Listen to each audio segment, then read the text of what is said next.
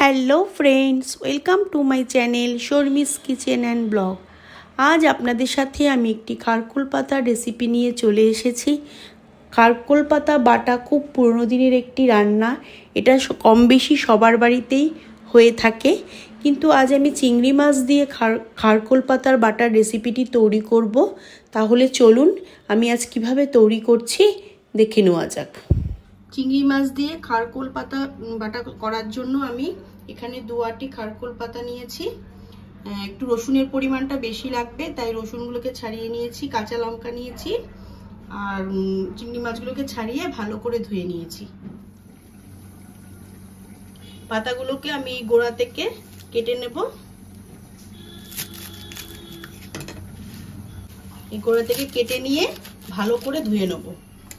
শাকগুলো আমি ভালো করে ধুয়ে একটু বড় বড় করে কুচিয়ে নিয়েছি। প্রথমে আমি কড়াইয়ের মধ্যে খানিকটা কালো জিরা দিয়ে দিলাম,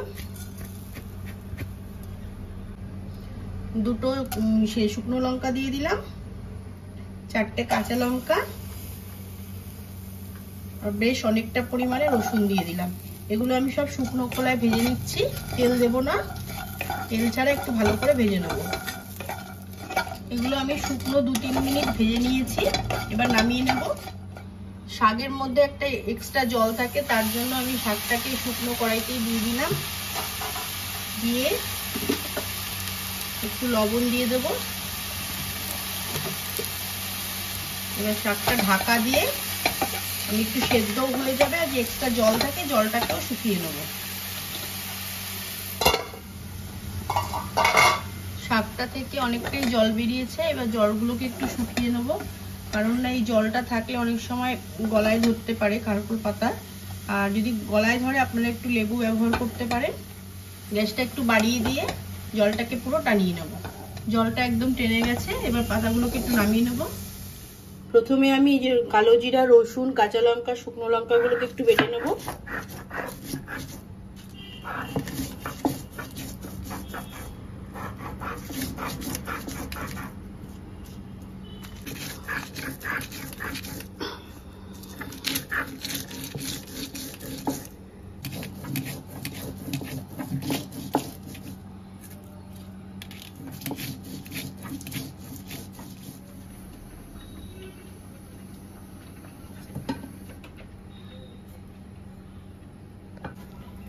এবার পাতাগুলোকেও ওই লঙ্কা, রসুন আর কালো জিরার সাথে বেটে নেব।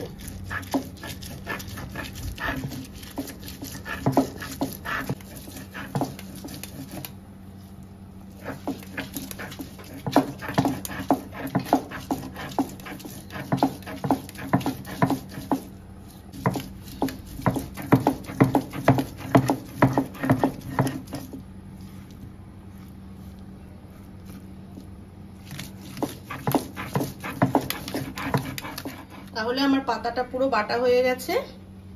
এবার কড়াইতে সরষের তেল দিয়ে দেব। যেহেতু আমি খারকোল পাতাটা চিংড়ি মাছ দিয়ে করব, তাই তেলটা গরম হয়ে গেছে। তেলের মধ্যে চিংড়ি মাছগুলো দিয়ে দিলাম, পরিমাণ মতো লবণ দিয়ে দিলাম, অল্প একটু হলুদ গুঁড়ো দিয়ে দিলাম। এবার চিংড়ি মাছটা হালকা করে একটু ভেজে নেব।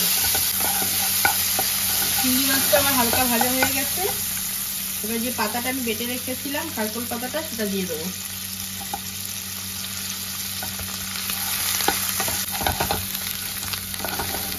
চিংড়ি মাছের সঙ্গে ভালো করে মিক্স করে একটু তেলের মধ্যে নেড়ে নেব। অল্প একটু চিনি দিয়ে দিলাম।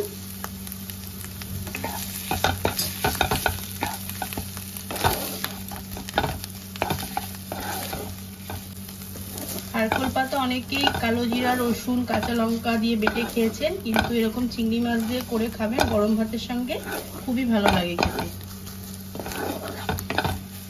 এটা আমার একদম রেডি হয়ে গেছে, এবার আমি এটা নামিয়ে নেব।